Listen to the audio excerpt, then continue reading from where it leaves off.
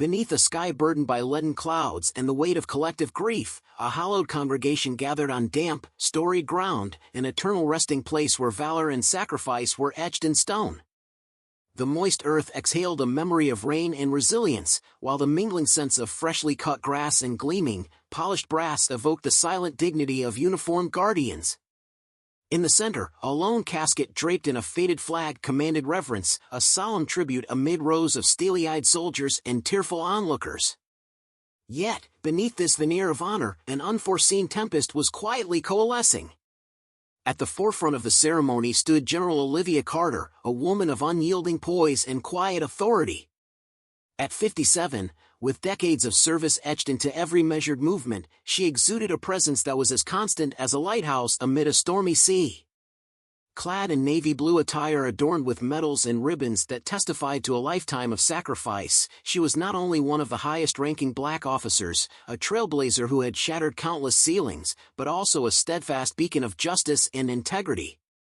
Today, she mourned Colonel Benjamin Strauss, a trusted friend and loyal subordinate who had served under her command for nearly 2 decades, a man whose unexpected passing in a training accident left an indelible void in the hearts of all who knew him. But as Carter gathered her strength to speak, an unsettling ripple disrupted the sanctity of the moment. In the midst of whispered eulogies and the measured cadence of military honor, a discordant presence emerged, a figure whose very aura pulsed with a volatile blend of entitlement and malice. Officer Daniel Reeves, a sergeant from a neighboring jurisdiction notorious for controversial incidents and long-shadowed complaints of excessive force and racial bias, cut an imposing figure. Eschewing the expected uniform for a dark, weathered trench coat, his eyes smoldered with an unspoken fury. With each deliberate, measured step, Reeves edged closer through the sea of mourning faces, his intrusion as jarring as a discordant note in a symphony of grief. In that charged instant, destiny signaled a collision of honor and hate. As General Carter began to weave the cherished memories of Colonel Strauss into a tapestry of valor and loss, Reeves's restlessness grew impossible to ignore. Muffled murmurs gave way to a tension that prickled along the spines of those assembled. Amid the disciplined formation, the officer's hand slowly crept toward the inner pocket of his coat.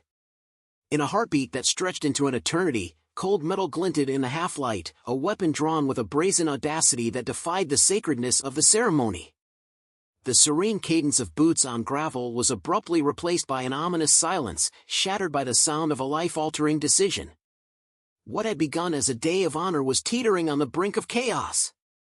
In a moment that defied comprehension, Reeves leveled his gun squarely at General Carter's chest. The act was a jolt to the senses, a surreal collision of hate amid mourning. The very ground seemed to tremble as every heart in attendance held its breath. Whispers turned to gasps, startled eyes darted from the interloper to the dignified general, whose calm remained an anchor amid the mounting storm. For a fleeting second, the sacred quiet of remembrance was shattered by the stark reality of impending violence. And then, in the midst of frozen time, the true test of resolve began. Before chaos could fully claim the day, instinct and duty converged in a split-second ballet of courage. Captain Daniel Ruiz, whose resolve was as unyielding as forged steel, surged forward to intercept the threat. In that desperate, visceral moment, Ruiz's hand locked onto Reeves's wrist, triggering a struggle that was as raw as it was inevitable, a clash of sinew and spirit where every second teetered between order and anarchy. As fists flew and limbs tangled in a chaotic dance, Reeves's wild eyes never left Carter's unflinching gaze. With a voice barely rising above the clamor, he hissed a poisonous refrain, "You don't belong here." In that disjointed struggle, the hallowed ground itself seemed to shudder under the strain of conflicting destinies.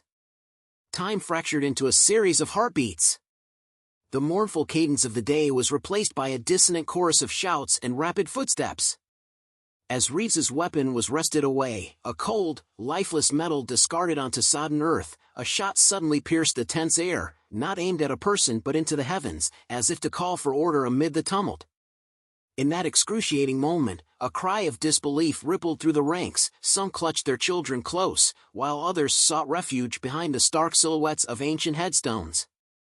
Yet even as the melee erupted, General Carter advanced steadily toward her podium, each step a testament to the discipline honed on distant battlefields and the certainty that fear had no dominion here. But even as justice began to assert itself, a final act of defiant malice was yet to come. In the heat of the struggle, as Reeves's defiance was being methodically dismantled, his voice cut through the clamor one last time. Locking eyes with Carter, he spat with a venomous promise, "This isn't over." His words, though drowned in the chaos of tumbling bodies and shouts of alarm, carried the weight of a prejudice that had festered far too long. In that final moment of brazen hostility, the officers' rebellion against the sanctity of honor was laid bare, an act that would soon reverberate far beyond the confines of the cemetery. And as the dust of that violent tableau settled, the long arm of accountability began its inexorable descent. The carnage of that moment did not remain confined to the sacred grounds. Word of the disruption surged outward like wildfire, igniting outrage and a clamorous demand for accountability. In the days that followed, newsrooms and living rooms alike were consumed by a story that exposed a betrayal at the highest echelons of authority. The man who had once carried a badge as a symbol of protection was now ensnared in a legal maelstrom, a trial that would transform a single act of hatred into a landmark moment of reckoning. For when power is abused, the call for justice echoes far beyond the scene of the crime. Within the stately walls of a historic courtroom, a place steeped in the gravitas of past injustices and triumphs, a drama of epic proportions unfolded. The gallery overflowed with military families, veterans, and citizens whose eyes brimmed with a mix of sorrow and steely resolve. Testimony followed testimony as witnesses recounted that fateful day with painstaking clarity. Colonel James Whitmore, a man whose own presence had lent strength to the proceedings, recalled the moment Reeves's weapon was raised with a measured tone that resonated like a solemn drumbeat of warning. Each word he spoke lent weight to the incontrovertible truth: if swift action had faltered, the cost would have been unbearable. With every testimony, the tapestry of truth was woven ever tighter, leaving no thread unexamined. Captain Daniel Ruiz then took the stand, his voice unwavering as he described his own desperate intervention. "I saw his eyes, void of fear, brimming instead with a cold determination to do harm," he recounted, his tone a quiet blend of resolve and regret. The prosecution methodically unveiled a trove of damning evidence, internal reviews that had once quietly dismissed complaints, red flag reports long buried beneath bureaucracy, and, most devastating of all, the audio of Reeves's own words, a chilling, breathless declaration of disdain: "You don't belong here." Further records revealed that Reeves, though on paper a decorated officer with 15 years of service at the age of 43, had long hidden a history of excessive force and racial profiling beneath an outward veneer of authority. As the evidence mounted, the scales of justice began to tilt inexorably toward an inevitable reckoning. In the midst of a storm of testimonies and irrefutable evidence, Reeves's defense sought to portray the incident as a momentary lapse, a tragic consequence of overwhelming stress in an increasingly volatile world. Yet every attempt to reframe his actions was undercut by the brutal reality of his own recorded words. In an interrogation tape that chilled the hearts of all who listened, Reeves had faltered under questioning: "She doesn't belong here, not in that uniform, not in that position, not in this country." Each syllable, dripping with disdain, confirmed that his actions were not the accident of a troubled mind but the culmination of a deep-seated prejudice.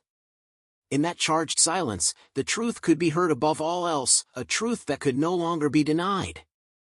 After hours of intense deliberation, the foreman of the jury emerged to deliver the verdict, a moment that seemed to suspend time itself. With gravity resonating in every word, he pronounced Reeves guilty on every charge: attempted murder, aggravated assault with a deadly weapon, terroristic threats, and hate crime enhancement. The declaration rippled through the courtroom, met with a mixture of stunned silence and whispered relief among those who had borne witness to the tragic spectacle. Reeves, his defiance now reduced to a hollow mask of defeat, sat in silence, a stark reminder of the consequences when power is perverted by prejudice. Yet, the final judgment was still to come, a punishment that would send shockwaves far beyond these walls. The sentencing was delivered by Judge Robert Langley, a man whose own military past lent a piercing clarity to every word he spoke. With a voice as firm as the unyielding rock of conviction, he declared, "Mr. Reeves, the badge you wore was meant to symbolize protection and justice, not to cloak your personal bigotry. Today, you have desecrated a sacred space and endangered lives in a moment of unforgivable cruelty." Reeves's 15-year record, tainted by a history of misconduct despite its superficial accolades, was laid bare for all to see. With a final, resolute stroke of the gavel, Judge Langley pronounced, "I hereby sentence you to life in prison without the possibility of parole." In that definitive moment, the old order of impunity was shattered, and a new chapter of accountability was born. The courtroom erupted in a tumult of emotion, some weeping softly, others nodding in solemn agreement, as reporters scrambled to capture every nuance of this historic pronouncement. Outside, the incident blazed across news channels and social media feeds, the haunting images of Reeves's final, defiant glance, his eyes locked on General Carter as he was led away, etched indelibly into the national memory. Even members of law enforcement, once eager to defend their own, found themselves forced to confront a system that had allowed unchecked bias to flourish. Stricter policies and calls for reform echoed through corridors of power, as voices from every corner demanded that such an affront to justice never be repeated. As the reverberations of that day spread like wildfire, the nation began a long overdue reckoning with its own values. In the days that followed, discussions of systemic abuse and accountability dominated every forum, from government halls to neighborhood gatherings. News outlets replayed the grainy footage from that fateful afternoon over and over, the moment Reeves unholstered his weapon, the desperate scuffle that ensued, and the unwavering calm of a general whose dignity remained unassailable. Even law enforcement agencies, once reluctant to self-scrutinize, initiated sweeping internal reviews and debated stricter background checks. Politicians from both sides of the aisle joined in, proposing bipartisan measures designed to root out prejudice wherever it lurked. In a nation at the crossroads, every voice, no matter how small, demanded that justice be both seen and felt. 2 weeks after the trial's end, General Olivia Carter stood before a sea of bright, expectant faces at a respected military base in the South. The young cadets, fresh in their uniforms and hopeful in their resolve, listened intently as she spoke, not of her own fortitude, but of the timeless truth that true power is not forged from a gun or a badge, but from the commitment to serve with honor and compassion. "Some of you may wonder how I stood there, unyielding in the face of chaos," she said softly, her voice carrying the weight of countless battles fought both on the field and within. "Perhaps you believe it was strength or defiance, but in truth, I knew that real authority comes from our willingness to protect others and uphold justice, even when the shadows of hatred loom large." In that moment, her words ignited a quiet revolution in every heart present, a call to lead with integrity and empathy. The day's events, seared into the collective memory of the nation, transcended the singular act of violence. The story of Officer Reeves became a cautionary tale, a stark reminder that the misuse of power, no matter how cloaked in authority, will always be met with unwavering resistance. General Carter's resolute composure and heartfelt address underscored the enduring truth that honor is not defined by the accoutrements of power but by the courage to stand against injustice.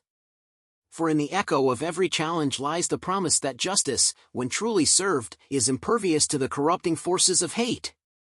By nightfall, every headline and broadcast carried the weight of that fateful day. Grainy cell phone videos, multiple camera angles, and the captured moments of horror and defiance were replayed incessantly, igniting discussions in boardrooms, homes, and even within the ranks of law enforcement. The story was no longer merely about a rogue officer, it was about a system that had once shielded him, and now, through relentless scrutiny, was compelled to change. Citizens, activists, and even skeptical insiders began to demand a new paradigm where accountability and equality reigned supreme. In the annals of history, this day would forever serve as a testament to the triumph of collective resolve over the corrosive poison of prejudice. And so, amid the reverberations of a trial that reshaped public conscience and redefined the limits of authority, the legacy of that dark afternoon was transformed into a beacon of hope. A badge, as General Carter reminded her listeners, is not a talisman of untouchability. A gun does not bestow power beyond accountability. It is our actions, our steadfast commitment to justice and service, that define who we truly are. In a world too often marred by the misuse of power, the courage to stand against injustice remains the truest measure of strength, and that lesson, born of pain and perseverance, will echo for generations to come.